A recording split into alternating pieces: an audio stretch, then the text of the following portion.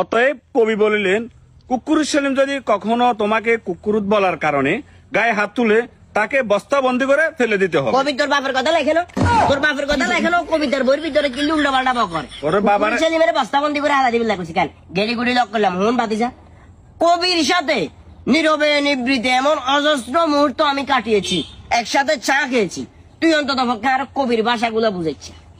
আরে কাকা আমি কবি কইছে তো স্যার আবার কবি বুঝি কব কুকুরের সেলিমারে বস্তা করে হালা দিবেন না, কিন্তু উল্টা পাল্টা কথা মাথা মেজাজ গরম করে। বাজিরে কবি কয় না আয় কইয়ে কাকারে মূলত আর কিস্তি আসো তার 500 টাকা দিয়ে দেন। তুই কবি কইছে কবির নামে বদনাম কিলে করছিস। আমি যদি কবির ভাষা না বলতাম আপনি কখনো করে তুমি বাড়ি দেন না কাকা। আমি যদি শাসিমারে কইতাম কাকা কন্ডে শাসিমা মিশা কথা কইতো যে তোর কাকা করে নাই। কাকা কিন্তু ঠিকই করে আছে, ওনার কিস্তিরা বাইতাই বলেছে 500 টাকা দিয়ে দেন কাকা, আর কিছু করার লাগতো না। জান যাসো বাবা দেন না টিয়া। কবি আমারে কানে কানে বলছে যে এলাকার কোন লোক আপনার কাছে যদি কোনো কারণে টাকা পয়সা ধার চায়, গেড়ি গুড়ি লক করে যাবেন। গেড়ি গুড়ি শালার পুতকল সিয়ন হুইসের মতো ঢুকস কত সুন্দর করে। যখন টাকা দিবি, টাকা দিবার হরে টাকার কোনো মূল্য থাকে না। যাসো দাদা আচ্ছা আমি তো নাই সেমি যাই আর এমনিও যাচ্ছে তুই শালার পুত জানালো হেরে দিদি অতএব কবি কইছে কুকুর শালার পুত